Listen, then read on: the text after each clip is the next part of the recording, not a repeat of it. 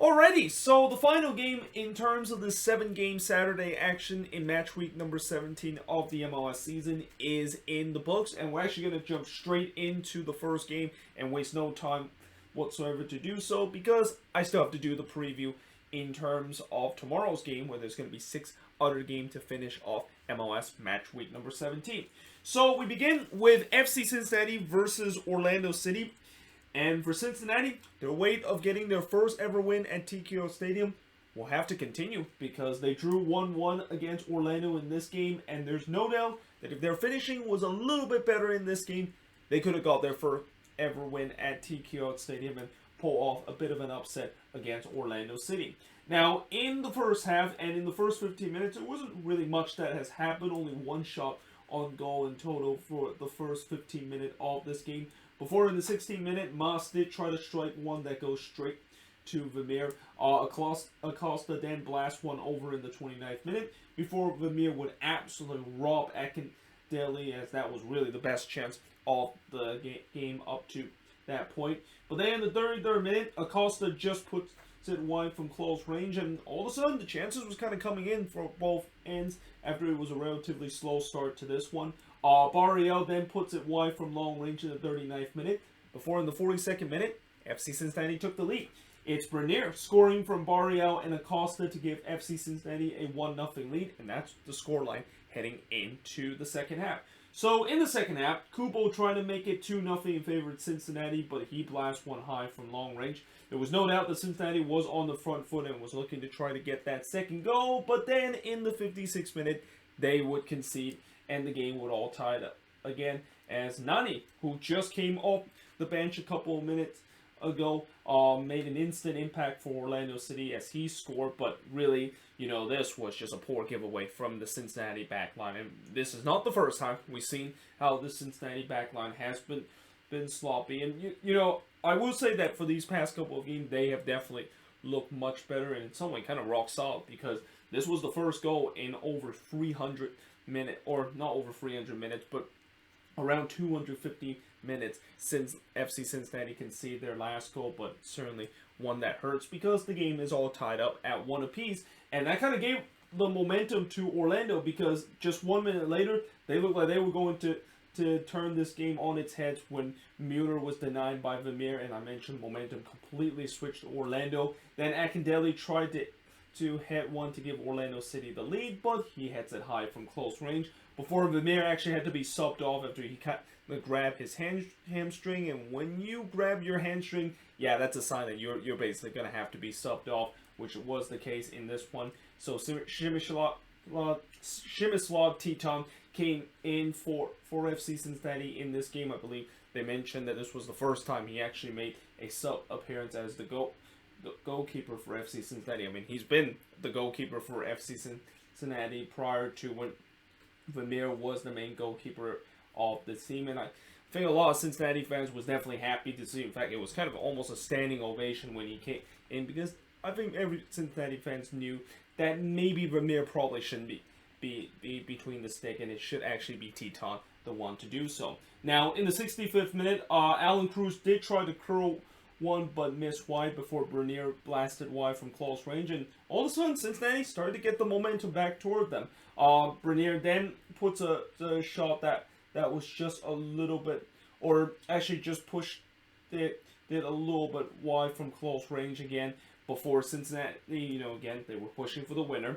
Jojo had a big opportunity to get the winner, and he was actually one-on-one with the goalkeeper, but just could not quite around the goalkeeper to score the winning goal. And in the end, it ends honors even between FC Cincinnati and Orlando City, as the shots in this game, 13 shots compared to 12 that Cincinnati has, 2 shots on goal compared to 5 that Orlando City has, 10 shots off target compared to 6 that Orlando City has, 5 shots out of block compared to 2 that Orlando City has. And possession-wise, 54% possession compared to 46% possession that FC Cincinnati has in this game. And there's no doubt Orlando is going to be the more satisfied side, because, coming into this game, Oscar Pereira did kind of go with a bit of a reserve squad coming into this game, hoping that maybe he can steal a point or all 3 against a Cincinnati team that have yet to win at home. And in the end, that is exactly what happened. As mentioned before, Cincinnati, their weight of their first ever home win at TKO Stadium will have to wait. And I also heard during the broadcast they won't be playing another home game until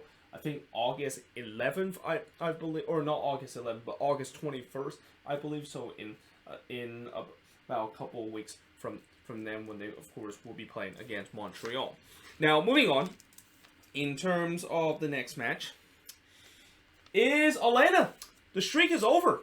They have finally got their first win of what seems like forever against the Columbus Crew, and also they kind of broke their own streak in terms of facing against the Columbus Crew, because I believe coming into this matchup, I don't think Columbus have ever lost to Atlanta United, but they have now, because Atlanta was able to win 3-2 in this game, and this was no doubt the best performance I think Atlanta has played in this one. Now, in the first half, Atlanta of course gets the opening goal, and it's Barco, the one that of course scored from Bello to give Atlanta a 1-0 lead. Before Hernandez of course puts it wide in the 8th minute, and there was no doubt that Atlanta was the better side in the first 10 minutes of this game. Now in the 12th minute, Diaz puts it high from close range, as there was really a lot of possession I thought Columbus had in this game, but they weren't really creating that much, which is kind of something shocking to say, because when you have one of the best creative players, that is Lucas Zarian, you don't expect them to really struggle in terms of creating chances. But really, Zarian, at least in the early part of this game, was relatively quiet, and of course some of that has to do with Atlanta doing a good job shutting him down in the early part of this game. Now in the 30th minute, Franco did had a header that was actually chest off the line by Nagbe, and that I think is the first time I've ever seen a player actually able to chest a shot off the line. I mean, it wasn't a well hit shot from Alan Franco, but nevertheless very unorthodox of the way that Nagbe basically cleared that one off the line. But nevertheless, in the 32nd minute, Atlanta had a chance for the second goal, because a penalty was given to them after Marlon Heston brought down Marcelino Moreno in the box. Wouldn't be the first time that would happen in this game, because as we will find out a little bit later, that of course happened again, but it was a different Columbus player. But in the 33rd minute, after winning the penalty, Ezequiel Barco steps up and was able to score on that penalty and score his second goal, and Atlanta was up 2-0 at Columbus and at Lower Dot-Com Field, and you start to get a sense, if you're a Columbus fan, that, oh great, here we go again. Is this like DC all over again, where we're just going to get absolute blitz at home? But that is not really going to be the case, because just 4 minutes later, they got themselves back into the game. And it's Jonathan Mensah did it again against Atlanta United. He scored the winning goal in that away game against Atlanta, and he did it again here in the home fixture to give Columbus a chance to get, or Columbus, a goal back and get themselves back into this game, as he scored from Zarian to make this one a 2-1 game in favor of Atlanta.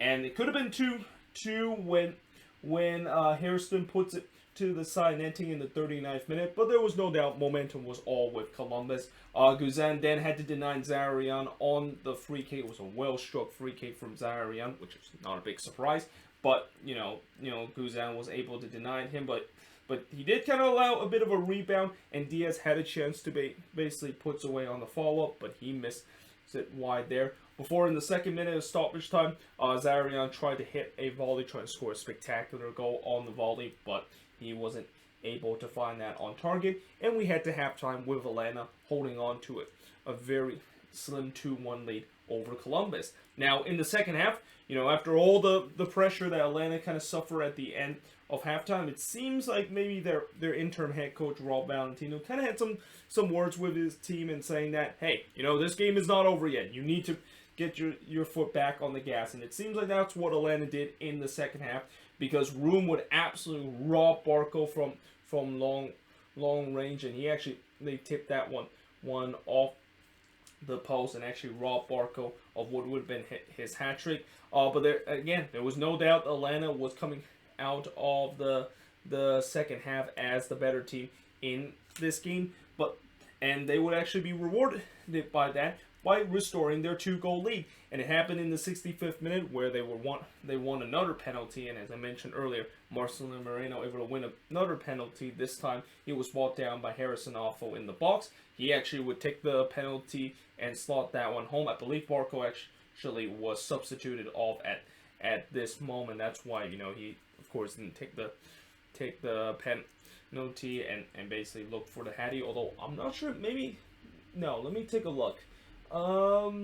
Actually, no. Barco actually wasn't subbed off because I just realized in the 78th minute, Room was able to deny Barco of Hattie. So that was kind of weird. The fact that Ezekiel Barco actually didn't take that penalty, and instead it's Marcelo Moreno that takes the penalty. But again, that being said, Moreno of course did win the penalty. So when you of course win the penalty, you definitely want to be the one that of course takes it, which this time that's what Marcelo Moreno did. He puts it away to restore the 2-goal lead for Atlanta United. Before 6 minutes later, looks like Columbus were back in the game again, as Etienne looked like he scored the second goal to really set up a grandstand finish in the last 19 minutes, but the goal unfortunately was disallowed because he was in an offside position. Now, just 7 minutes later, Room would deny Barco of a hat trick on the free kick before Robinson on the next sequence of play heads it wide from a set piece. So not this time for Miles Robinson. Although if you would have asked me, you know, what would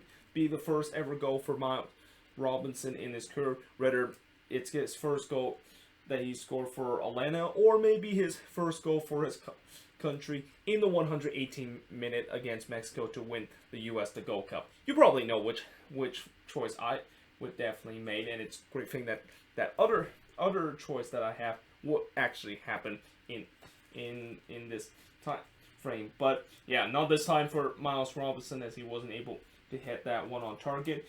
And then in the 87th minute, Zaire Young did struck it wide from a long range, and there was a couple of fans at the stadium thought that one went in, because, you know, anytime when that ball kind of went just wide and it actually hits the back part of the net, it kind of does give that illusion, the fact that the ball did went into the back net, but it didn't. It actually missed wide.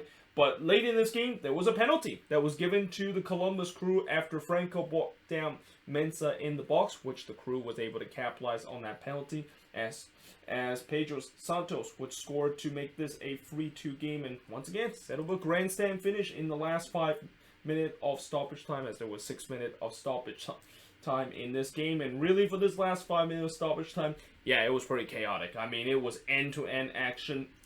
You know, Columbus had a couple of chances to get that third goal, but Atlanta had also a couple of chances to put this game away. One of them came in the 4th minute of stoppage time when Marcelo Moreno was trying to finish it, but he was denied by Eloy Rome. And as the time was about to be up and the full-time whistle was blown, this is when there was tempers flare between both of these teams, and ultimately the referee kind of just saw enough, and he just kind of blow the whistle after this tempers flare is over. And in the end, Atlanta finally ended their 12-game winless run by winning 3-2 in this game against Columbus. And the shots in this one, 17 shots compared to 11 that the Crew has, 3 shots on goal compared to 7 that Atlanta has, 7 shots off target for the 4 that Atlanta has, 6 shots that was blocked for the 1 that Columbus had. And possession-wise, 53% possession compared to 47% possession that Columbus had in this game. And as I said, this is by far the best game that Atlanta United has played, and it's quite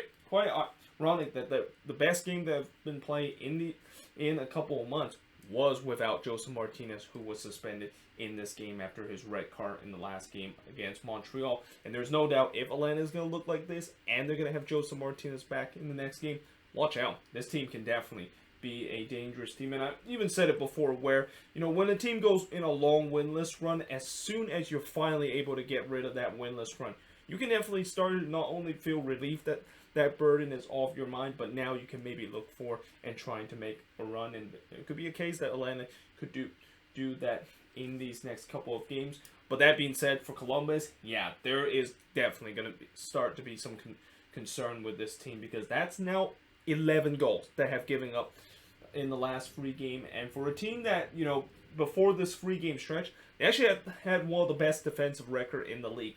Now they no longer have that kind of honor. And again, I just don't know what's going on with this Crew backline. I mean, it's not like, I mean, yes, they did lose Vito Wormgård, and he's a decent defender for this team, but still, I didn't think that kind of player that the Crew, of course, has missed in these last couple of games had really such a big impact, because, you know, last season even they pretty much didn't have beat to one goal for the entire season. And their back line seems fine. So something is going on with that back line where it's very uncharacteristic of them being so good for the majority of the year. And in these last 3 games, they have just looked completely off and just shipping goals, kind of almost similar to their interstate rival FC Cincinnati has done in these first couple of games. It's also not like Columbus has been facing against some good attacking team. Like these last 2 games, Atlanta and DC United.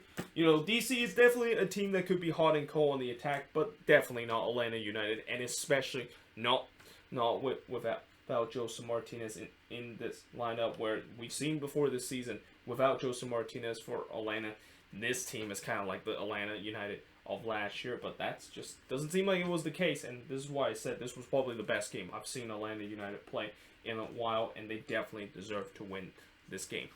But now moving on, in terms of the next match, so with Atlanta snapping what was the longest winless run in MLS, or the longest active winless run in MLS this season, that means that we have a new team that now have the longest active winless run in MLS, and that team belongs to the Houston Dynamo, who unfortunately they're now 11 games without a win after losing 2-0 against Minnesota. And coming into this game for the Loons, I was expecting the Loons to get all 3 points, and I was definitely satisfied that the Loons did get all 3 points, although let's just say it was definitely not a comfortable victory, and there were times where I was definitely infuriating how the Loons were once again kind of looked like the Loons team from this season, where they just could not put the ball into the back net because their finishing is absolutely awful.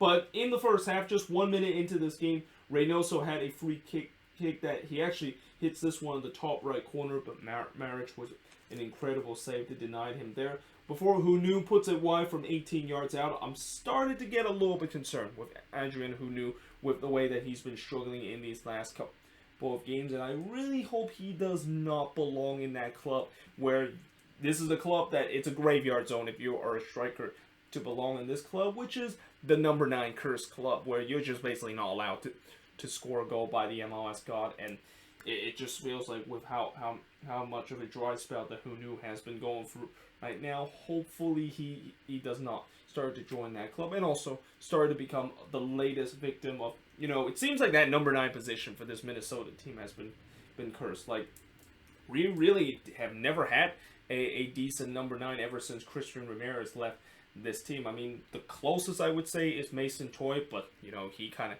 gone downhill the very next season before departing to Montreal. And unsurprisingly, he started to be better now, which is why I always say, thank you, Minnesota, whenever Mason Toy score for Montreal. But, yeah, that number 9 position for this team, I'm starting to think it's a cursed position where it doesn't matter whoever the Loons are trying to get as the number 9 of this team, they just, when they join this team and beat that number 9 guy, he probably is not going to score a lot of goals because that position is basically cursed. But in the 14th minute, the Loons would get the opening goal of this game, and it's Robin Lod, who is one guy that has been red hot for this team and has really been the only consistent goal scorer for this Minnesota team. He scored to give Minnesota a 1-0 lead, but in many ways this was kind of a gift that he received from Marko Maric, who, Maric, I've been saying that he's been one of the most underrated goalkeeper in this league because he makes some very big save, but there's also time why I think people don't say he's considered one of the best goalkeeper in this league, because he does that. Like, he basically allowed a big rebound, just kind of allowed a juicy rebound that fell right into Robin Lod, who basically said, thank you very much, I'll just tuck this one in, and Minnesota were up 1-0 up to that point. Now, it was all Minnesota in the first 17 minutes. Possession in the 20th minute was 69-31 to Minnesota. But in the 23rd minute, Hadapi did drill one from long range that, even though it kind of goes straight to Tyler Miller, Miller kind of had to basically, kind of take a step or two back toward his own goal to catch that one, because that ball was fizzled so hard from outside the range that, for any goalkeeper, it's going to stink when you're trying to catch that one. But Tyler Miller does a good enough job to just kind of gather that one. But there was no doubt that was just a warning sign that, yeah, maybe Houston are not not just going to lie down in this game. And they really definitely started to get back into this one. In fact, their intention was shown in the 28th minute when Memo Rodriguez struck the post from close range, and that was really the first warning sign that, yeah, Minnesota better be careful, because this, even though Houston haven't had a lot of possession, this has been a team that it seems like what Tat Ramos was trying to do in this game is trying to play on the counterattack and try to catch the Loons on the break, and that at times could actually work out, because I thought the Loons really committed a lot of men going forward, and even though they were controlling the game at times when they were getting counterattacked by Houston, they were definitely leaving a lot of space at the back, and it was unsurprising that the Dynamo had a lot of success creating chances in terms of that. In fact, as the half ends, I thought Houston was the better team, and they definitely was pushing for the equalizer, and I was definitely hoping that halftime whistle is going to blow sooner than later, and I was so relieved the fact that we didn't have stoppage time, because I think if we would have gone maybe 5 more minutes, Houston would have probably got the equalizer.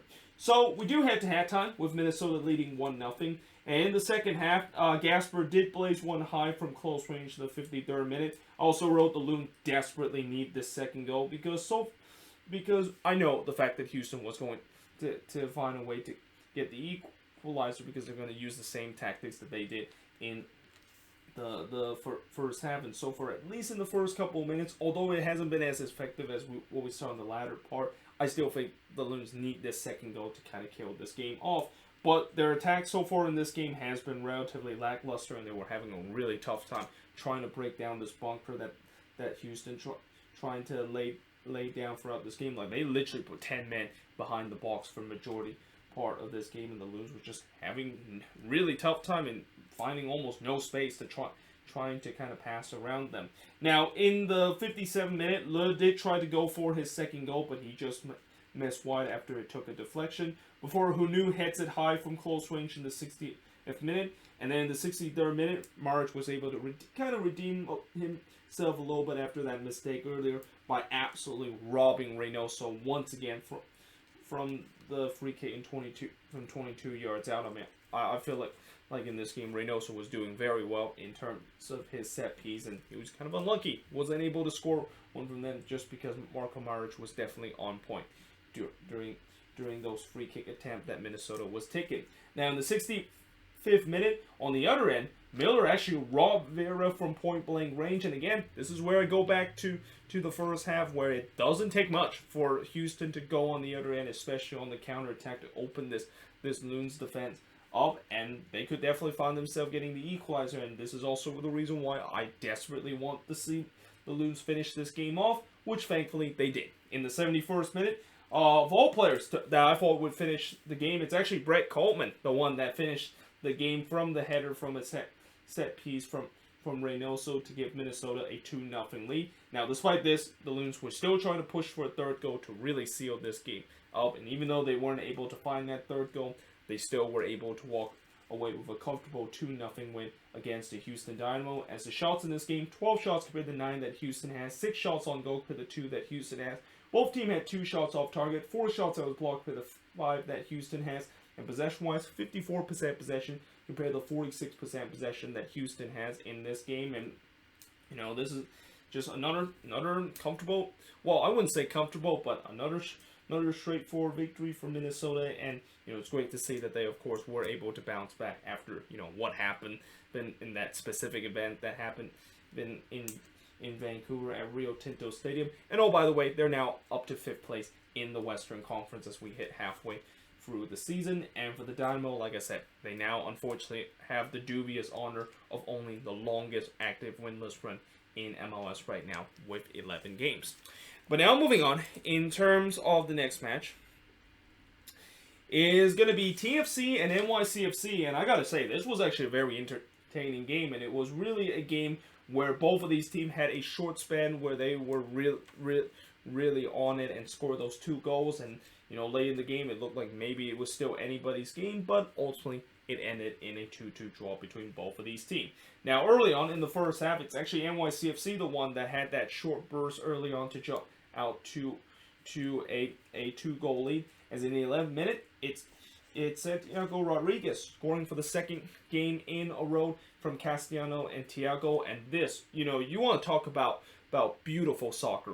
This was the definition of beautiful soccer. Like, anytime when you have kind of like a tic-tac-toe kind of play, something that you might see in a FIFA 21 kind of video game, yeah, this is an example of that. I mean, that is just a thing of beauty. And anytime when I saw that, I really hope that this maybe could be in contention for goal of the week. I mean, so far, there hasn't been any bangers that has been scoring. I probably should have labeled goal of the week with a question mark because, yeah, that was probably the most beautiful soccer and the most beautiful develop to a play that led to a goal I've seen. Well, one of the most beautiful develop play that led to a goal I've seen so far for this season.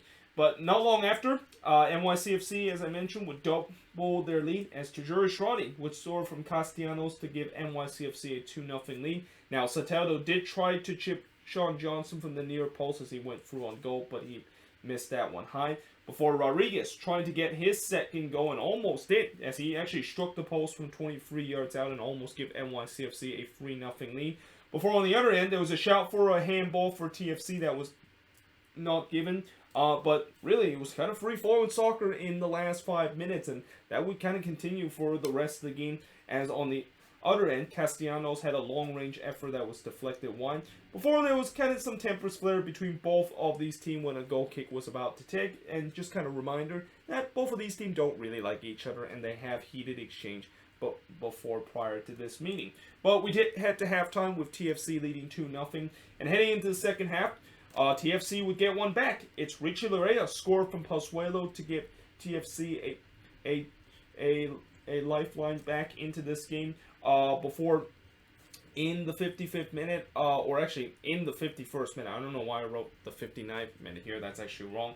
Johnson actually had to deny Delgado, but not long after, Pozuelo would score his first goal of the season. I mean, it's hard to believe that this is actually his first goal of the season, but again, Pozuelo has been on the IR more time than he is on the pitch, so it's not surprised the fact that it's been taking this long for him to finally score his first goal. But he probably feel like this is a huge goal for him because that kind of get his monkey off the back, because now he scored from Achara and Prizo to tie the game up at TFC, and you can definitely see all the momentum was with TFC, and I wouldn't be surprised if they would have got that third goal and really started to turn this game on its head.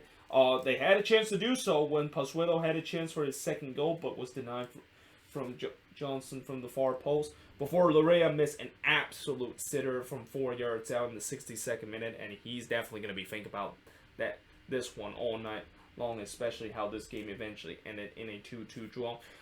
But, despite the fact that NYCFC was just under immense pressure from the beginning of the second half, they eventually kind of soaked it up and eventually started to get themselves back into the game.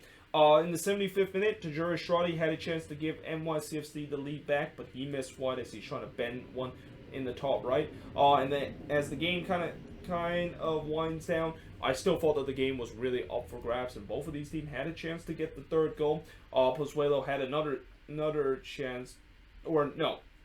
Oh, that's actually completely wrong there. Not Pozuelo denied De Leon. Pozuelo did not deny his own teammate. What I meant to write here is Sean Johnson actually denied De Leon from long range. By the way, I wrote this note as I was listening to the Colorado versus Sporting KC game, so my apologies if there was some mistake that is made. I did not write this board when it's late in the evening as kind of my excuse this time to say why I kind of wrote some of the notes wrong, but instead it's really just me kind of listening to some of the game. And sometimes when I listen to some of the game, don't be surprised maybe I even put the wrong player that is not even playing in the game that I'm talking about and I put him there because the game that I'm probably listening to, maybe I saw that player maybe was about to score a goal and I accidentally put this player basically denied him, even though that's not the case. So yeah, it was actually Sean Johnson, the one that denied De Leon from long range, and I could actually fix it, but I'm just gonna leave it up there. Well, actually, you know what? Why not fix it? Let's fix it. Sean Johnson denied.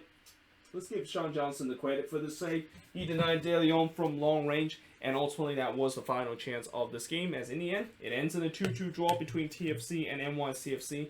As the shots in this game, 10 shots compared to 15 that NYCFC had, 6 shots on goal compared to 5 that NYCFC had, 1 shot off target compared to 6 that NYCFC had, 3 shots that was blocked compared to 4 that NYCFC had, and possession-wise, 48% possession compared to 52% possession that NYCFC had in this game. And ultimately, I think both of these teams will be disappointed about this result, because for TFC, it's another 2-point drop at home, and for NYCFC, they had a 2-0 lead in this game, and they blew it in the second half, and they also had a couple of chances to retake that lead, and they never did for the remaining part of the second half. That being said, I am now going to switch boards and look at the last week game from the Saturday action of match week number 17. But moving on, in terms of the next match, is the second ever Copa Tijuana match in MLS, and in the second ever Copa Tijuana match in MLS, it goes in favor of FC Dallas, as they were able to win 2-0 against Austin FC in the first ever Copa Tijuana match between both of these teams. Now, early on in this game, I thought there was definitely a lot of Verde in the red seat of Toyota Stadium, and this is not a big surprise, because I said in the last game that there was definitely going to be a lot of Austin FC fans going to make their drive up to Frisco, and it was up to about 800 traveling supporter that is going to be attending this game. But I also know that there probably is going to be a lot more of them just kind of scattering around the stadium, and it was the case. I mean, early on, there was definitely a lot of Verde, and I thought maybe Austin FC indeed is going to take over Toyota Stadium. But as the game goes on, when you saw a couple of FC Dallas fans, well, not a couple, but a lot of FC Dallas fans kind of show up late into this game, you started to see that, yeah, it looks like I will give props that Austin FC definitely make their presence felt, and throughout the game, I definitely hear their supporter group definitely chanting and definitely out-singing the FC Dallas supporter group. But there was no doubt that it wasn't really that case where they just completely took over Toyota Stadium, and there was just nothing but Verde faithful there, and there was no FC Dallas fan. So in some way, good job, FC Dallas fan. At least you kind of showed up and you actually kind of defend your territory, because there was some concern that was not going to be the case. Now, early on in this game, at least it was the away team who, again, since there were FC Dallas fan kind of showed up late in this game, and since there was a lot of Austin FC fans already in the seats, I feel like maybe the Austin FC player thought this might have been a home game for them, because they definitely got off to a great start in this one, as Jimmy Maurer actually absolutely robbed Manny Perez from close range before he had to deny Fagundes on the free kick. And like I said, they definitely were up for this Copa Tijuana again, just like they were in the last one on Wednesday against the Houston Dynamo. But as the game goes on, you can start to see Dallas start to get back into this one. Paxton Pommelko tried a half volley shot that goes wide in the 22nd minute, before Matt Beazer kind of had a very awkward kind of back pass header that almost actually ended up to be an own goal. And if that actually went up to be an own goal, that would definitely be one of the worst, and definitely going to be a blooper moment and kind of a blooper compilation if someone decided to make that on into a YouTube video in MLS. But in the 44th minute, Austin actually came close to scoring again, as this time the post denied Dominguez and Verde their first goal of this game.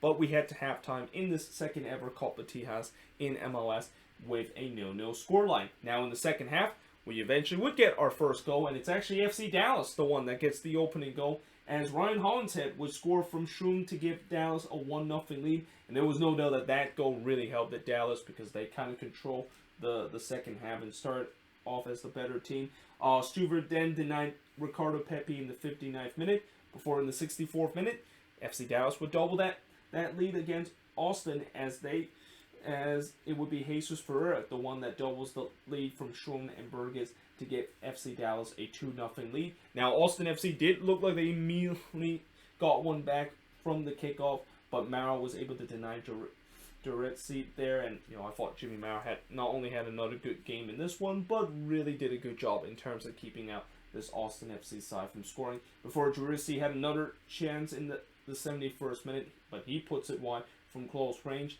And, Dallas, for the last 19 minutes, they kind of realized that, with a 2-goal lead at home, we might as well just kind of shut up shop and basically just going to hold on to this 2-goal lead. And, when that happened, I kind of knew Austin was pretty much going to accept that they're probably going to lose because, this is already a team that struggle in terms of scoring goals when they face a defense that is not just going to pack in. So when they do face a defense that is actually going to pack in, and we actually have seen that happen a couple of times this season, they really struggle to try to break them down. So, yeah, in the end, Dallas were able to hold on to win 2-0 in this one, as the shots in this one, 11 shots per the 12 that Austin FC had, 5 shots on goal per the 2 that Austin FC had, 5 shots off target per the 7 that Austin FC had, 1 shot that was blocked per the 3 that Austin FC had, and unfortunately I forgot to put the possession for this game.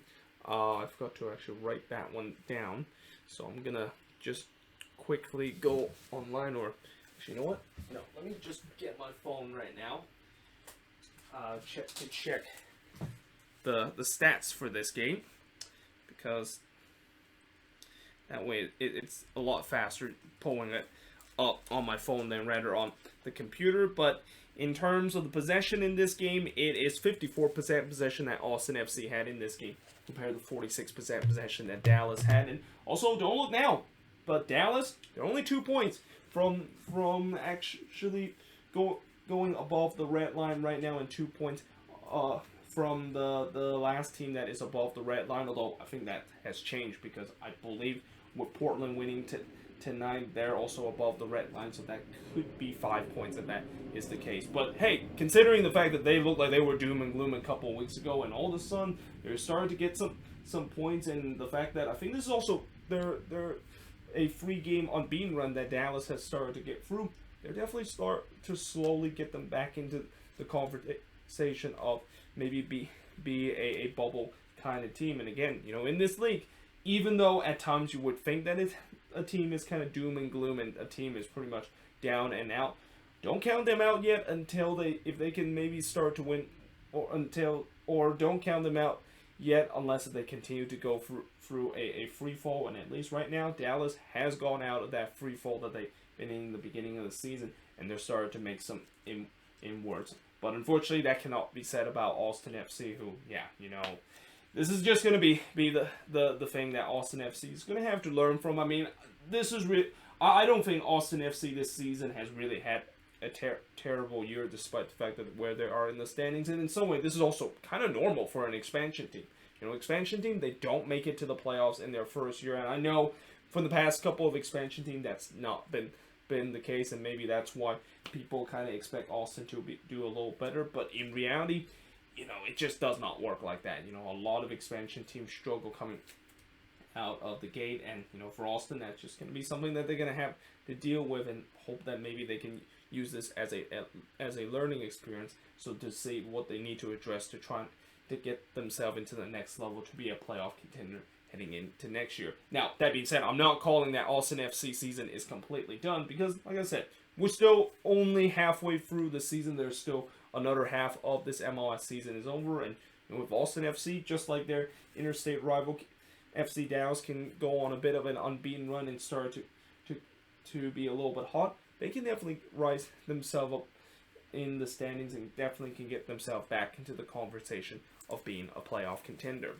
But that being said, moving on, in terms of the next match, is going to be Colorado versus Sporting KC, which ended in a 0-0 draw, and at least in the first 25 minutes, it looked like that was going to be the case, because there was only one shot that was made throughout the 25 minutes that happened. And in fact, I actually missed the first 25 minutes of this game because I was watching 4 games at a time, and that I kind of had to wait until the game between FC Cincinnati and Orlando, and the other one between Columbus versus Atlanta is over to start watching this one, because 4 games is the maximum I can basically keep at track at. So yeah, I had to wait for those games to be over before tuning in to this one. And really, I didn't even bother looking back at the highlights, because when I took a look at the stats, yeah, one shot that was made. And throughout this broadcast, even I think Marcelo Balboa even mentioned how it's been kind of a scrappy game to start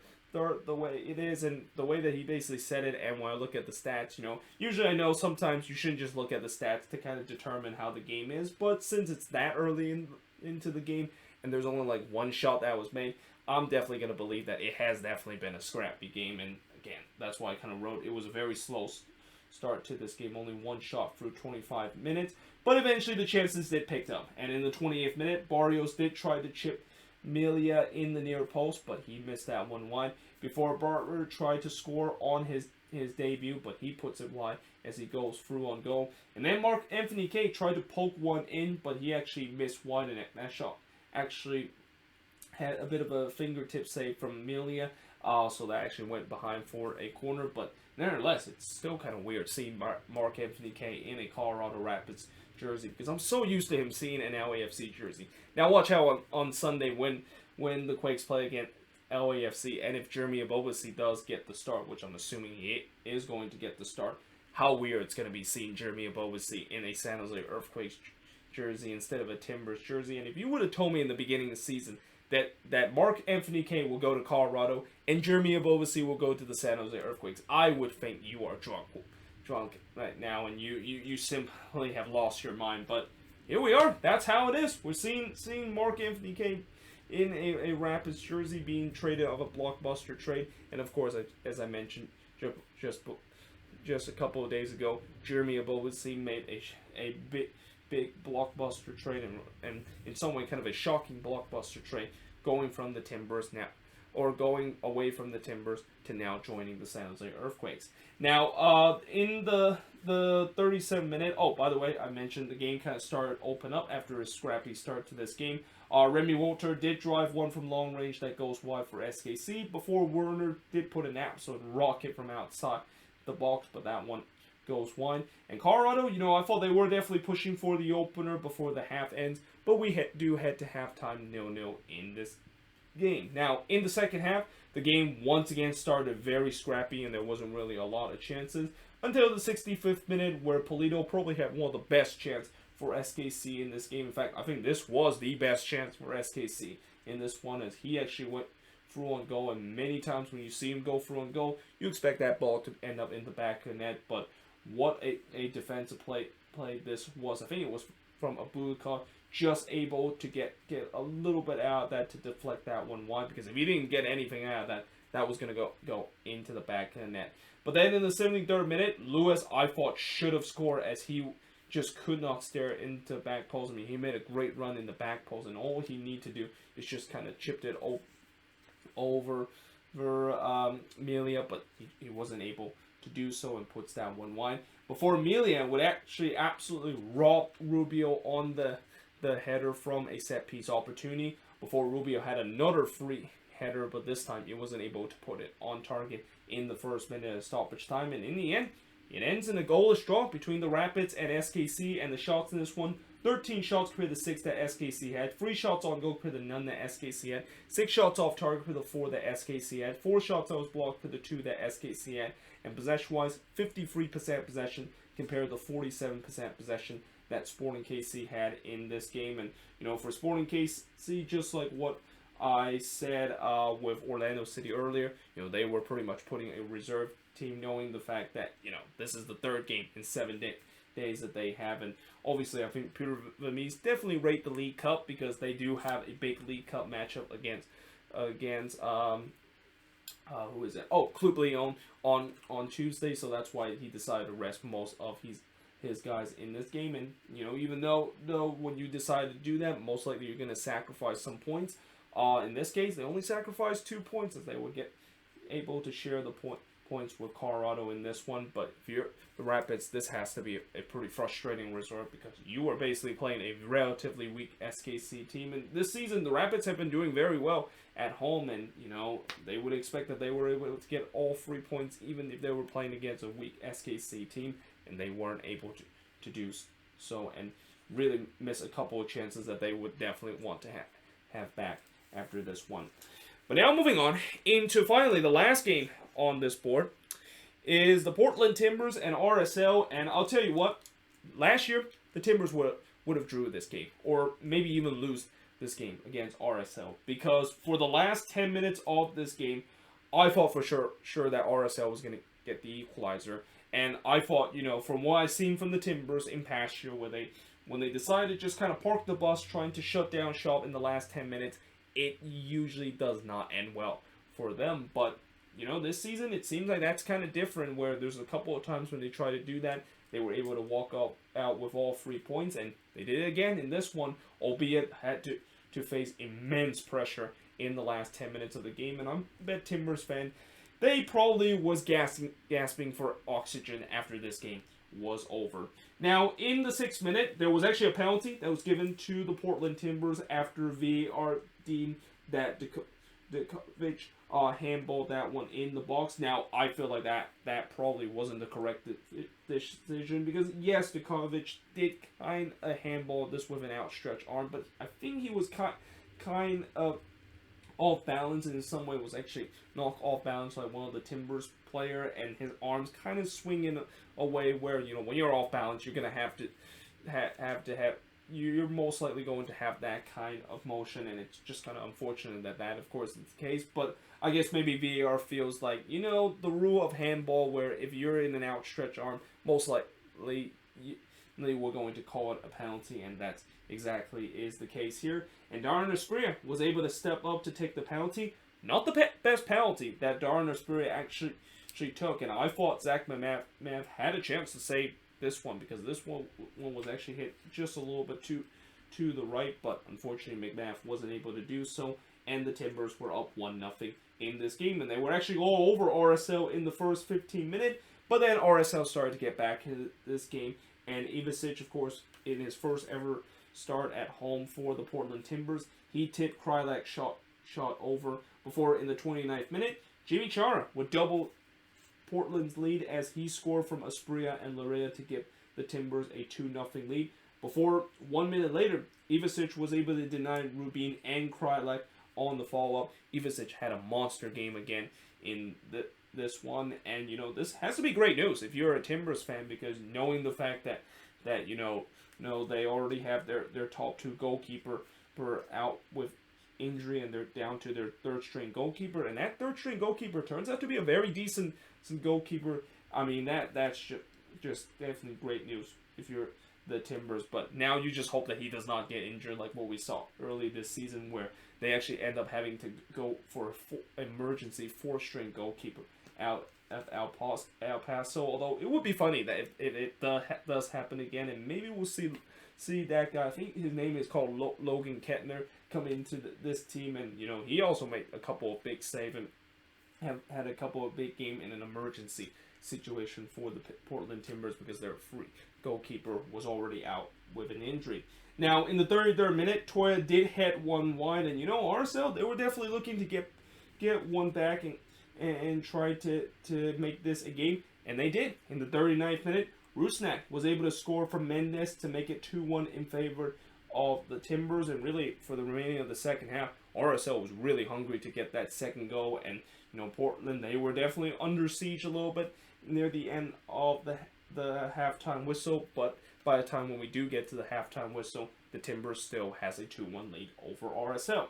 Now, heading into the second half, Blanco hits it high on a header in the 53rd minute before Ivicic made a decent save to deny Ruiz, but he did kind of allow a big rebound here, and he was kind of fortunate the fact that when he allowed that juicy rebound, he didn't suffer the same fate that Marco Maric did earlier tonight, where it bounced right to one of the opposition player. And there was actually a couple of RSL players in the vicinity to try to basically capitalize on that juicy rebound that Ivicic basically allowed, but unfortunately, the way that one kind of bounced off of Ivicic, it was actually behind all of those players, so he was actually very fortunate that of course is the case. But nevertheless, in the 61st minute, the Timbers would restore their 2-goal lead. It's Felipe Mora who has been red hot for the Timbers in these last couple of games. He scored from Blanco to get the Timbers a 3-1 lead. Ivicic then absolutely robbed Krylak on the header. I mean, Krylak basically put this in probably the position where you would think no goalkeeper would save that, but somehow in some way Ivicic used every length of his stretch to just palm that one away to deny RSL a chance to get themselves back into this game. But I also kind of wrote RSL was not going away quietly, and I've seen this before. Remember that game when it was a 4-4 draw between the Timbers and RSL, and how crazy that stoppage time was when the Timbers were up 4-2, and then RSL literally scored 2 goals in stoppage time to draw 4-4 in that one. This team has a habit to able to cause some problem to this Timbers team, and you can definitely see they were not going down without a fight. But in the 71st minute, Blanco did have a chance to make it 4-1, but he puts it wide from close range before Bravo should have made it 4-1, as this was just a WTF turnover from the RSL backline. Fell right into Bravo, who, you know, he probably was thinking, thank you very much, I'm just going to slot it in. But then he realized that, yeah, I have to slot this one in, and he didn't. He puts that one wide. That was a big missed opportunity for really the Timbers to put this game all in doubt. But instead, in the 77th minute, there was a shout for a penalty from RSL as they thought Rubio Rubin was brought down by Chivas in this instant. But nevertheless, 3 minutes later, they would get themselves back into the game. And it's Damir Krylak that scored from Ruiz to make this a 3-2 game. And you can definitely sense that the 25,000 at Providence Park know that, oh great, here we go again. Is this going to be like what happened last year and also 2 years ago, where whenever the last 10 minutes and it's a 1-goal game and it's at home, we know how the story is probably going to end. Now, that being said, just 1 minute later, Bravo did try to restore that 2-goal lead again, but this time he puts it wide from close range. And then, you know, the Timbers, they started to go in full park the bus mode as RSL was pushing for the equalizer, and if you're a Timbers fan, you just feel like, yeah, you're waiting for the inevitable that the Timbers are going to concede a goal, because that's what has happened for this Timbers team, at least in the past. And it could have happened in the 2nd minute of stoppage time when Rubio Rubin's shot looked like he actually had a good look for about 10 yards out, but Zach McCall literally using his full body to just able to block that one away. Before Ivicic, who has already been a hero in this game, he made one last big save here to deny Rusnak on the far post. And in the end, after this crazy 5-goal affair between the Timbers and RSL, it ended with the Timbers able to hold on to win 3-2 in this one. And the shots in this one, 13 shots compared to 23 that RSL has. 9 shots on goal compared to 3 that the Timbers had. 7 shots off target compared to 6 that the Timbers had.